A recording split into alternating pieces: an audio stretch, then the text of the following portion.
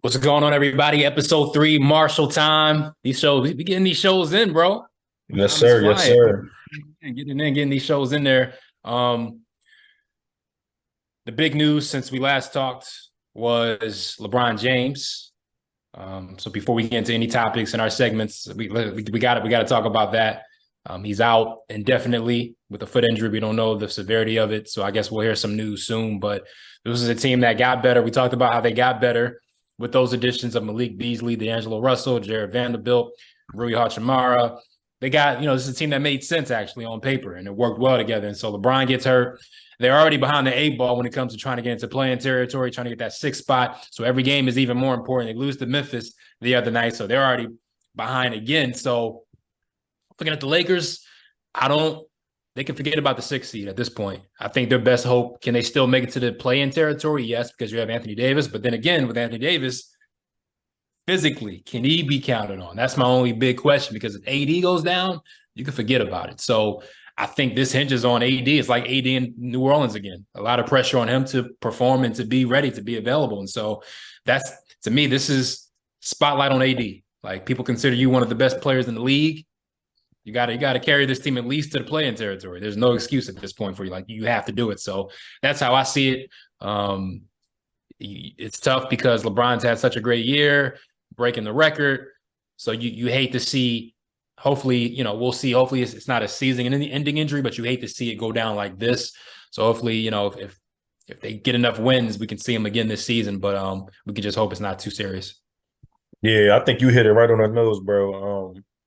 Like we said, they've gotten better since the deadline. They made the right moves. They made good moves. But now Brian being out, it just brings them back to square one, if you ask me, because they have a solid team, yes, but LeBron is the one that carried them over the top. Even though he's deep in his career, he's still an elite player, a top player, and his impact on the court, you can't replace that with just anybody. And Anthony Davis, we know he's a great talent, but the problem is he can't stay healthy. And actually tonight they're playing the Thunder, who they beat LA on the night Brian broke the record, right? They beat them. They play them again tonight, and AD isn't playing. So the Lakers could go out there and lose, and they could drop. The Thunder will literally jump over them in the play-in or the playoff seeding, even though they're not in the play-in, just trying to get into that last spot. So they have less than 20 games left. So it's like they really don't have time to play around. I don't know why AD is out. I don't know if it's rest, if it's an injury, whatever it is, he needs to be out there as much as possible, because Brian, that's a real injury that we know. Like he said he heard something pop during the game. So he's out. It is what it is. And even with LeBron being out, D'Lo is out as well. So it's like your starting point guard is out, your starting forward is out in Brown, and now your starting big man is out AD. So I don't know what they're going to do. But like you said, time will tell. So I just looked on Twitter. Dave McMenamin, reporter for ESPN, this is a tweet that says, Darvin Ham said the Lakers don't want the circumstances of winning and losing games dictate how we manage our players' health. He said Anthony Davis sitting out is precautionary, and he will have some testing to clear before he plays again. I ain't feeling that. I don't know what that means.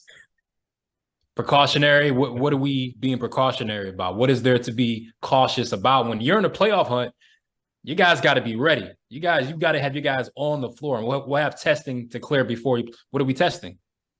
See what I mean? So the Lakers' playoff hopes is as shaky as AD's body right now. Like, it's just shaky. Like, it's just shaky, right? I don't trust it. And this is what I talked about. This is what happens when you put yourself behind you're behind. You're so behind now that any small thing like AD missing one game, that can equal one loss. One loss is not just one loss. One loss can put you behind. One loss weighs heavier at this point for you. It's not like you're in the third spot or the fourth spot where you can lose 2 games here or there. No, you have to win every game, because you have to count on other teams to lose 2 in front of you. So, I mean, I don't like the wording of that, precautionary and testing. I don't know what we're testing. I don't know what's wrong. What's the issue? So that's something to watch for. So maybe they think we're playing OKC. We don't need AD, but you just lost to that team. And OKC is legit. Now, SGA isn't playing. He's in health and safety protocol. So maybe that's why they're saying, okay, maybe we can afford to sit AD, but you're not even a playing territory. you can't have this. You have no right to think you can overlook any opponent. So that's just how I view it right now for the Lakers. 100%. The other big story, this was from Sunday night, Dame Lillard dropping 71 on Houston, going crazy. I mean, Donovan Mitchell scored 71 this season too. I think before that, Devin Booker had a 70-point game, not too long ago. So just seeing, I feel like a lot of guys have just been going crazy this year. 40 points, 50 points. I feel like it's just guys just going off. I think we can agree that offensively, players are so much skilled in this era. The three-point shot is changing things, obviously. It's not as much of a physical game, but the skill level of these guys, I mean, Luka, Steph, KD, Booker, Jason Tatum, SGA can get you a bucket. Donovan Mitchell, like, there's just a bunch of guys that can just offensively, they're just talented. So it made me think about the ultimate record. Kobe, of course, reached 80, right? But the ultimate record is Will Chamberlain scoring 100. We don't have any video of that for some reason, but whatever. A lot of people like, why isn't there video of that? I believe it though. I believe that he scored 100 because he was just, if you look at Will's numbers, it's just crazy. He's getting like 30 rebounds. It's stupid. We're never going to see those numbers again. But are we close to seeing a 100 point? I wanted to ask this question first. Are we close to seeing a guy score 100? Do you think within the next 10, 20 years, we'll see somebody score 100, the way the game is now? The way the game is being played now, I think we could see it. Now, I say that for two reasons. The first reason is, like you said already, the skill level of these players is insane. Like, now they're hitting step back jumpers from almost half court. I've seen players hit like, crazy spin around 3-pointers. It's just like the shots they're taking is just crazy. Two is the level of defense is just not as the same in the regular season. So we see teams, they're going against these guys and they're not doubling as much. Like, I remember when Donovan Mitchell, when he was getting 71, I was watching a game and I'm like, the Bulls are just letting him come up and shoot. I'm like, if I'm the coach, we're doubling him every time. I don't care who scored. We already losing the game, but we not about to just let him drop whatever he wants on us. And even with the Rockets, when Dame was doing it, they were just letting him score really. And I'm not saying he made tough shots. Damian Lillard made tough shots. Don't get me wrong. But at the same time, I feel like the defense, they just don't care as much. These teams don't care as much when players are dropping crazy buckets on them. Like, if you go back to Kobe's 81 game, he was getting tough buckets. Like, yeah, it's everybody always jokes around like, oh, he gave Jalen Rose 81 and blah, blah, blah. But they were playing defense. Kobe was just unconscious that night, like he was on many nights. So you couple that with the pace of the game they're playing and the type of shots they're taking and the ambition of some of these players. I know it's players out there that's like, yo, if I can get to 71, what's 30 more? You know what I mean? I saw Kobe do 81, and when in that era, all they were taking were mid ranges. They weren't even taking a lot of threes. So if those guys can do that, why can't I? So I definitely think it's something that could happen in the next 10 to 20 years, like you said. We'll just have to find out, but it's possible. Which leads me to the question that popped up in my head: Who would be the most likely? We had to place our bets on it. I'm confident this is the player. If there was a player to do it in this era, who would do it? There's a few names that come to my mind. Obviously, there's a few guys who you can consider, but there's one name that I don't know. I feel like if he really wanted to, if he got in his zone, that there's nothing anybody can do. Because I've seen it. I've watched this team a lot this year because of this player. I just think this guy right here, whenever he wants to get to a spot, doesn't matter what type of defense you're playing, you can't speed him up. He's going to get there. He's going to either get to the foul line, or you just better hope he misses. And there's not many guys that have that ability. That when I watch the basketball right now, this is one guy who I would pick Luka Doncic to do it. I would do it. I would pick Luka, and I say that because he may not be as explosive as these other guys. Like, the output that he has isn't as explosive as a Dame or, a Donovan Mitchell. But the way that he plays the game at his own pace makes me more confident in that, right? Like, I've seen this guy just casually get to the foul line area. A dude is trying his best to stop him. He's just doing little little fadeaway. I've seen him, guys all up on him behind the 3-point line, and he's just casually doing a fadeaway three. He can body guys.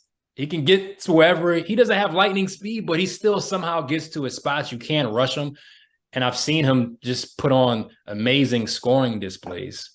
I think against the Knicks earlier this year, they were like down by double digits or something. He just went crazy and they came back and won. And so I think Luka, when I look at this question, I'm like, who are the guys who can score at all three levels? That's important. Can you score inside? Can you score mid-range? Can you score at three-point range? He can score at all three levels. Can you stop him? No, you can't. You just better hope he's off. And so I just think Luka, the way he manipulates the defense, get guys up in the air, uses his body, I just think he has such a mastery of his offensive skill. It doesn't matter what the defense is doing. He's going to figure out a way to get a shot off. And I would pick Luka. I would. I'm not mad at that. I feel like if Luka, the only problem with Luka, he would need a real hot 3-point shooting night. And I know he can do it. Yeah. But like you said, he has the three levels. He's physical. He gets to the foul line too. And that's going to be for that 100 points. Important. I just think he needs a real hot 3-point shooting night because he's a good 3-point shooter, but he's not the best. We see him be inefficient. Yeah. If he has a real hot night, I could see him doing it. And like we said, he's young, so he's only going to get better. He's going to be here for years to play. Yeah. Now, when I thought about this question, it was three guys that initially came to mind. KD, Steph, Dame. Now, the problem with KD, I don't think he would do it because he doesn't take enough 3-point shots. Right. Watch him play. He's heavy mid-range. And I love the game, but if we're talking in terms of scoring 100 points, you're going to have to go out there and make at least like 14 3-pointers, 15, even more than that maybe. And KD, he doesn't even take that many threes. So I was like, nah. Steph, I love Steph doing it. I think he could do it, but I don't think he cares to do it. I think he just so much focused on just trying to get the win, and that's great. Another thing about Steph is fatigue factor. Like, I feel like later in the game, as teams start to, pick up more and more on him, the fatigue might play a factor in him missing a few shots. We've seen that happen to him before. Even though he's the best shooter ever, it's reality. Now, Dame, on the other hand, I think Dame is somebody that could do it. And the reason I give him the edge over that as far as Steph is because I think he'll draw more fouls than Steph. So, because Dame, he attacks more, he's more physical than Steph when it comes to driving, dunking, you know what I mean? And both of them can both hit threes from anywhere on the court. In the past game that Dame had 71, I don't even think he played 40 minutes. He actually he played 39. But it was a point in the game where he was like 30-something minutes in, and he already had 60. So I'm looking at it like, let's say he didn't even sit down really throughout the whole game. He was just out there playing. He could have been at 80 at that point, maybe, if he didn't take rest earlier in the game. So I really think it could be him. If you look at his efficiency numbers from that game, he was 22 for 38 from the field, 14 for 14 from free throw, and he was 13 for 22 from 3-point. So that's that's over 50%. Yeah. So at that point, let's say he bumps them 3-points up. Let's say he gets 17 3-pointers, and let's say we add 10 more free throws, which could happen if he played longer. We almost at 100 right there just by adding, a couple more shots from the free throw line and the 3-point line. And just the mentality that Dame has. We've seen it. He's a killer. Not to say Steph and KD aren't, but I was watching that Rockets game. Dame looked like he wanted to get 100. Like, he just kept taking shots. He was looking at Chauncey Billups. Chauncey Billups was like, all right, you can stay in this, whatever. You know what I mean? He didn't have to be in, but he was really gunning to score as much as he wanted. And I really think he's somebody that could do it. But, I mean, in reality, KD could do it if he put his mind to it, I think. Steph, too. But if for my money, I would go with Dame. Yeah, I mean, it's an interesting conversation. I mean, all those guys have the ability, all the guys we mentioned. I think about who's the toughest cover in the league. If I'm as a defender, who would annoy me the most when it comes to defending him? And just guys who don't seem like they're nice or explosive like that, and guys who can still get off their shots. That just annoys me and frustrates me as a defender. Like, why are you this good? And that's how I see Luka, right? Like, what are you doing?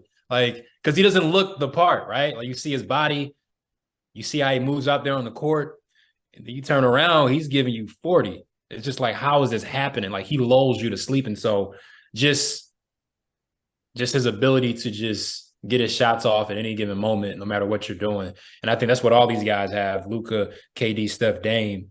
Once they're locked in, and it's hard. They're a tough cover regardless because you have to defend the three-point line. You have to defend the mid-range and you have to defend the drive, right? And so all those guys have that ability. And so it's just about when you're in that zone. Like it could be any of those guys. It's just, are you locked in at any given moment? If it's just one of those special nights, that's just what it is. And so that leads me to the next question, which is, I think we're having a tough time getting to like a final five. At least I know for me, I have 4 names off the top, but the 5th name, top 5 scorers in the league, we've already talked about 4 of them. I mentioned Luka, you mentioned KD, Steph, Dame. To me, those are 4 off the top. I mean, all these guys are elite, like Hall of Famers, no question, top 75 caliber players we're talking about, right? Luka's going to be a Hall of Famer, no question. All these guys are. And so when it came to that 5th guy, I'm having a hard, because I could say Devin Booker. I could say, well, not Jason Tatum. Jason Tatum has flashes, but I feel like you can neutralize him in some ways. I feel like he takes himself out of games sometimes. I think he relies too much on the 3-point shot, and I think sometimes offensively he limits himself. He doesn't utilize everything that he has to be the best scorer. Another name that came up is SGA, Shai Gilgeous-Alexander, but he's not the 3-point shooter as these guys, right? And so that's when it gets tough for me. These guys have everything. And so if I had to give a 5th spot professional scorer, I would say Devin Booker, because I feel like he's mastered that mid-range game so well, and that's a lost art. He can already shoot it, but to master that mid-range level, yeah, it's special. So Luka, KD, Steph, Dame, Booker, that would be my top 5. Okay. So I have the same 4 as you. I have KD, Steph, Dame, and Luka, but my 5 spot is different. Mm-hmm. And I gotta go with Kyrie. I thought about Kyrie too. I have to go with Kyrie just because it is pure. Everything is pure. The mid-range, the finishes, the 3-point is pure. And I love Book. I love SGA. I even thought about Embiid off of the fact that he was the leading scorer last year, and he's like a point behind Luka for leading it this year. But when I look at Kyrie, I think about how he can get to any spot he wants. I've seen him cross over the best defenders. I think about how he can play off ball too. Yeah. And you couple that with everything. And I also think about how clutch he is. I gotta go with Kyrie at that 5th spot. Yeah, I thought about Kyrie too. Yeah, I have to slightly over Booker just because I feel like he can create better than Booker. Now, Booker may be a slightly better shooter in terms of just pure shooting, but when you put the whole package together, it's like, how do you really guard Kyrie? I feel like Kyrie he's like, you just gotta hope he misses. You know what I mean? Like, even though he's smaller than those guys, it's still just the way he creates separation is unmatched. Yeah, Kyrie's tough because of that handle too. To me, I mean, it just depends. I think Book and Kyrie, because I thought about Kyrie a lot too because of that ball handling. It just depends. It changes up. The 4 spot is solidified. I think Kyrie, I've seen the last couple games in Dallas, the game winning opportunities. I wish I want to see more from Kyrie in Dallas right now. I want to see it. You know what I mean? Like I want to see more from him. I still feel like he's still trying to find his way, but individually he's a great talent, no question about it. So yeah, I mean, look, tomorrow I might have Kyrie, the next I might have Booker. It just depends. That's the thing about the scoring list. It's so interchangeable because honestly, if somebody came in here and told me they had LeBron in the top 5 scorers, a lot of people would probably say no, but I wouldn't be mad at it because he's the leading scorer all time. And he's efficient. Now, a lot of people give him, flack because they like his game is ugly, like it looks ugly. He's taking jumpers and stuff. But a bucket is a bucket, end of the day. So if somebody came in here and told me today they had LeBron in their top 5 scores right now, I wouldn't even be mad at it because he's efficient and he gets the job done. So it's like it's all opinion. It's all what you like. When I think of scoring, though, I think of skill first and just how efficient are you and what like can you score at all 3 levels efficiently? That's what I think about. And all 5 of Yeah, them can do that. I'm not putting a big man in my top five. No Right. big men in the game currently is going to overtake Yeah. those guys we talked about. Right. Exactly. It's just not. I mean, Embiid, as great as he is, Jokic, as great as he is, they're not going crazy from 3-point like these guys are, Yeah. right? They're Right. not handling the rock like these guys are. So um, that's why I'm not putting a big man. I'm just not. Yeah. So talking about some teams now, we go from individual talk to team talk. Obviously, the playoffs start up pretty soon. And so there's a lot of talk about contenders and who, let's just be honest, most of these teams that are in the playoff picture, they're not winning the championship. They don't have a chance.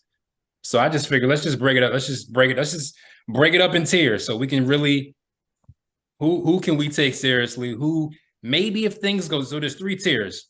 Who are the championship contenders? Who are the maybes? Like if everything goes right, if there's an upset in the first round, this is an opening for them. If they're healthy, if they're playing at their best, maybe. And then the teams that are just there just for the experience, for the extra playoff check, whatever, they're just there, but we know, nah, you're not winning. So I'm gonna start first with my championship contenders, like off the bat. Milwaukee, Boston, Denver, Phoenix. That's it. There's those are the 4 teams. They have depth. I've seen Milwaukee and Boston actually make championship runs. The Celtics obviously fell a couple wins short, but Milwaukee has actually done it with those group of guys. Boston has done it. They've made that run with those group of guys, and they're proving it again this year. They've solidified themselves in the class of the Eastern Conference. Denver, I love their makeup. They have one of the best players in the league, an MVP candidate. They have the depth. Jamal Murray's coming back into form. They've been consistent from day one, so I got to put Denver in there. And then Phoenix, obviously, they added KD. You got 2 of the best scorers in Booker and KD and CP3. I think that's a dangerous combination to deal with. And so I don't think you look at the Western Conference, I don't think Phoenix, if you put Phoenix against any of these other teams in the Western Conference, it's going to be hard to defend those 2. So those are my title contenders: Milwaukee, Boston, Phoenix, Denver. Yeah, I would have to agree with you on that. Milwaukee, Boston, Phoenix, and Denver. Those are definitely my 4 title contenders. And for the same reasons you said, I mean, Yeah. they've been proving it all season. And they're all 3 of those teams have been to the finals recently.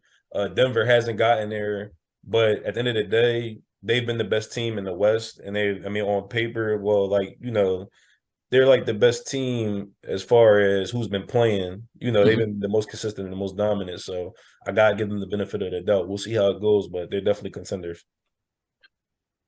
Now, the maybe, if everything goes right, if they're healthy, if they're playing at their best, if maybe there's an upset, let's say Milwaukee or Boston or Denver and Phoenix gets bounced early, these teams might have a chance. There might be an opening for them to make a conference finals run. I'm going to say Sixers. Because, I mean, they have the talent. You have Embiid, Harden, Maxey. Like, yeah, you got the group that can do that. I like Cleveland. They're young. The only thing that concerns me is they're young. And I know there's questions about, you have Garland and Mitchell. You have the 2 big guys and Mobley and Allen. But what are you getting from the wing position from Karis LeVert, Isaac Okoro? Can they get extra scoring from those guys? That's the big question. So if everybody's playing locked in, like if they're getting performance from Karis LeVert and Isaac Okoro, that's going to be a dangerous out. So I add Cleveland to that mix. That's different in the Eastern Conference. Western Conference, this is where it gets tricky. The Clippers. If Kawhi is locked in, Kawhi has been locked in lately. That's dangerous. I'm getting flashbacks to the Toronto Philly series. He's looking good. If Paul George is locked in, they have the experience. They added Eric Gordon. They added one of the Plumlee brothers. He looks like a solid pickup for them. They have Terrence Mann, a young player, developing right before our eyes, playing well. Westbrook seems to be trying to find his way and filling into his role. So I think the Clippers can be dangerous. Golden State. I'm not going to count Golden State out if Steph Curry is healthy. They're back in the playoffs now. They're in the 5th spot. They might be, Clay is looking like he's trying to get back into form. Can they get Kuminga to play? DiVincenzo's playing well. I got to add Golden State to the maybe. Memphis is in there for me too. Memphis is in there for me because I trust the ability. I trust that Memphis they have that experience from last year, but the energy that Ja can have on the floor, I think that can be a dangerous thing in the playoffs in a 7-game series. If they can stay focused and not get distracted, not worry about social media and what people are, I feel like they're one of the more hated teams now in the league. If they can use that for themselves and not against them, if they can use that as motivation, I feel like they could be a dangerous out if everything goes right for them. So that would be my 3 teams: Clippers, Golden State, and the Grizzlies as maybe. So for my maybes, in the East, I definitely have the Sixers and the Cavs. The Sixers, I feel like we're borderline contenders, but we don't know how to close games out, and that's the main problem. We get leads, we give them up. Don't know how to close games out. You got to be able to do that in the playoffs. If we can get those things right, then we're right up there with Boston and Milwaukee. But until that happens, who knows? We've come back in games, but we have to keep leads. The Cavs, my only concern with them is in playoff time, how are you going to defend with 2 small guards in your backcourt? Garland and D-Mitch are like 6'1" apiece.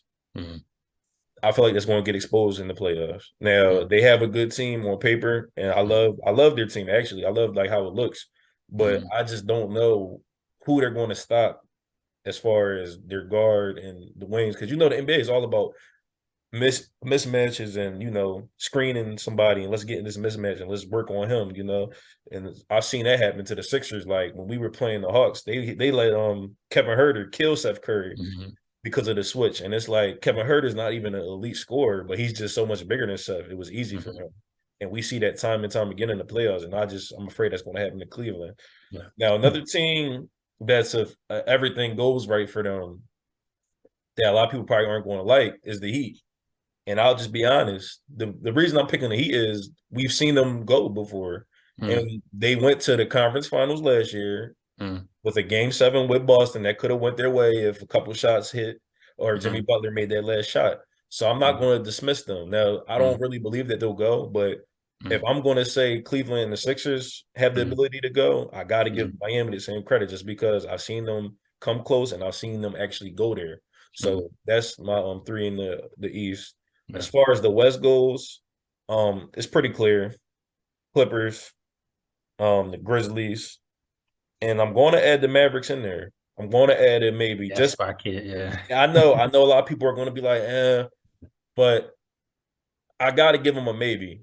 Just because they have a chance. If you have Luka on your team and you have Kyrie Irving, you have a chance, especially if a team gets upset. We don't want to wish injuries on anybody, but it happens every playoffs. Somebody goes down, they have a favorable matchup. We've seen Luka take this team to the conference finals. We've seen him, battle it out with the best defenders, the best players. Now he has Kyrie at his side. The playoffs, things slow down. You got to be able to get to a bucket in the half court. And what 2 better guys to do that than Luka and Kyrie? So I'll give them my maybe. I'll give it to them. And the Warriors, of course. You can't forget the Warriors. Honestly, when they're healthy, they're going to be contenders. Oh, for sure. Right now, depending on what Steph comes back and what seed they're in. Yeah. But honestly, if Steph comes back, I don't care what seed they're in. They're contenders. They could be playing the 1 and they could win. Okay, they're defending champs. Yeah, it just depends when Steph is going to come back. So my thing with Dallas, I love Dallas and what they are offensively. Defensively, that's not in their DNA. Yeah, like I watched the game against Indiana, and they weren't stopping anybody. Yeah, no, it's a real concern. So when you play Dallas, you're going to have to score with them, but you're going to have the opportunity to score. They're not. Luka ain't locking down. Right. You can score on Kyrie. Who is the defensive? Who is the player? He's like, okay, defensively, they can set the tone for us. I don't know who that player is for them right now. Right? So it's a real concern. You don't have a Dorian Finney-Smith. Right? That's the only concern with them defensively. So the third tier is pretty much teams who are just there for the extra check or the experience. And it's pretty easy. I think the Knicks are there. I mean, they've improved a lot, but I don't take them serious as a contender against these teams in the East. So I think they're there for the extra trek to get the experience. I love Sacramento, but they haven't been there before. We haven't seen them in this playoff pressure, game 7, making adjustments. I respect Mike Brown as a head coach, but once again, playoff time is a whole new situation, and then players haven't been there. There's a learning curve, right? And so we haven't seen teams that usually make championship runs that have experience. Rarely do you see a first-time team in the playoffs making a championship run. It just doesn't happen, right? The Warriors won last year. They had the experience. They've won multiple championships. The Celtics made the finals. Those guys have been playing. Tatum and Brown and Marcus Smart have been playing together for years now. So Sacramento, I think they're on the right track, but not yet. I think Dallas, I just talked about my concerns about Dallas. New Orleans is a disappointment because they played Phoenix tough last year in the playoffs, and you expected that to catapult them. And they start off the year great. Like, you have Zion, CJ McCollum, Brandon Ingram. You have the right role guys, Alvarado, Trey Murphy, Najee Marshall, Herb Jones. Like, this is a great makeup of a team. And injury issues and consistency issues, and now they're in the 10th spot. So I just don't trust the cohesion right now and the consistency right now of that team. And so I think if they can get into a playoff situation, great opportunity for them to get more experience in the playoffs. So that's how I see the Pelicans right now, because it's just too many questions with their health. I don't know what's up with Zion. And when they do get back, can I trust the consistency? Because it just hasn't been there. So those are my teams as far as just there to get more experience, get that extra check. And that's it. Maybe next year. We'll see. So yeah. Yeah. So in the East, I definitely have the Knicks there.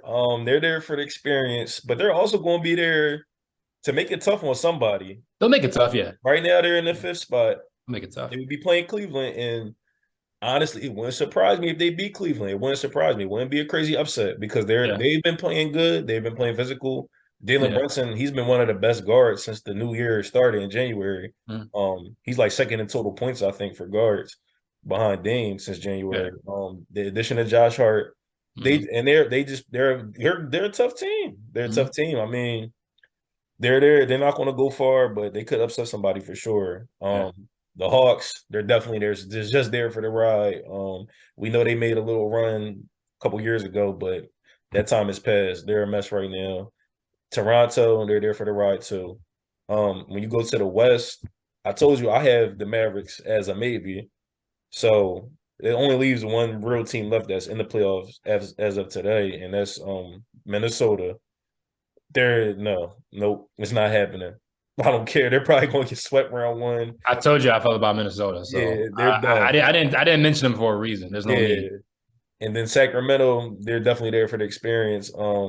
We'll see who they match up with, but it's not – the West is tight, so we don't know what's going to happen. Right now, they're floating at that 3 spot. They might get bumped down to 4, but it's looking like they're going to end up playing GS or the Clippers or the Mavericks, and I don't like them being any of those teams. So, hey, I tell you what, though, if it's a Clippers-Kings matchup, they just played an exciting game.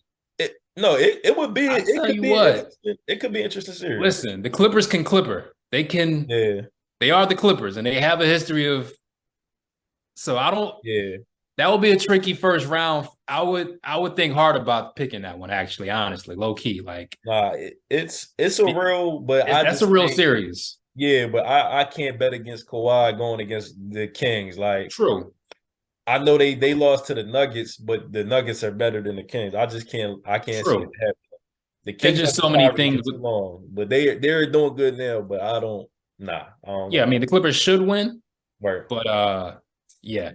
I'll tell you what, it's going to be some upsets for sure. It's going to be some upsets this playoff. The West is going to be fun. Yeah. I think the West is going to be the most competitive. We might get a Phoenix Golden State matchup. Right. Like how cool, that would be crazy, right?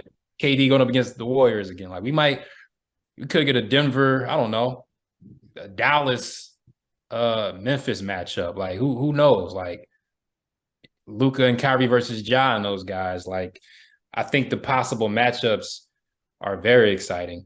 New Orleans, if New Orleans gets the 8th seed or a 7th seed, that's a talented 7th and 8th seed. Especially if Zion's back, if they're healthy, definitely. So, like, I mean, you can get Dallas and New Orleans could be the 7th and 8th seeds, Yep. or the Clippers could be, So I think the West is going to be very interesting. I think the East, I think everybody agrees on Milwaukee and Boston. I think that's what people are expecting. But the Western Conference, obviously Denver and Phoenix, but you just never know. You never know. Anything can happen. So we'll see, man. This is an exciting time of the season. Before we end this off, I want to ask you, what's caught your eye or what's catching your eye? What's something that people should be paying attention to or looking forward to? What we got? Well, as we're about to head into March Madness season, Yeah. so just keep your eye on the college game. I like the way Alabama has been playing. They're like they're kind of like how the Rockets were. They just take a lot of threes, not really mid ranges. It's either 3-point or layup, and that's something that I haven't really seen in the college game until now. So I'm going to see how that's going to work for them come tournament time, because it could be a gift and a curse. You know the saying, live by the three, die by the three. So, but if it's hitting and it's falling for them and they're playing good defense, they might be able to really make a real run. So we'll see how that goes, but that's definitely something I'm looking out for. Yeah, that was gonna be my looking forward to, because when this March conference tournament start up. I like Houston. I like Houston's makeup. They've made a deep run. They have the great coach Kelvin Sampson. They have guard play, and they just play. If you watch a Houston game, they're one of those teams that they're annoying to play because they're constantly moving on offense. Defensively, they're getting up in you. They're hustling. They just play hard. I don't think many teams are used to playing against those type of teams, and so I think Houston has a style of play with the guard play and the coaching and the experience. I trust them. I trust Houston and I trust Kansas. Alabama, obviously they're talented. They have Brandon Miller and he's talented, but Houston and Kansas, those have been solid teams for me. So March Madness, we'll be talking about that. I'm excited about. I love the most about March Madness time is seeing who are the prospects who are going to raise their stock, who are going to become household names, because we know the top two guys, Vic and Scoop, but who are these college guys are going to try to become household names? So this is a great time to make some money for yourselves and raise your stock. So we'll be diving deep into like prospects and some teams to watch out for. That'll be coming up in the next couple of weeks, actually. It's crazy that we're already in March, but that's episode 3. We're going to post this up soon. And catch us next week again. Same channel. I'll let y'all. All right, peace.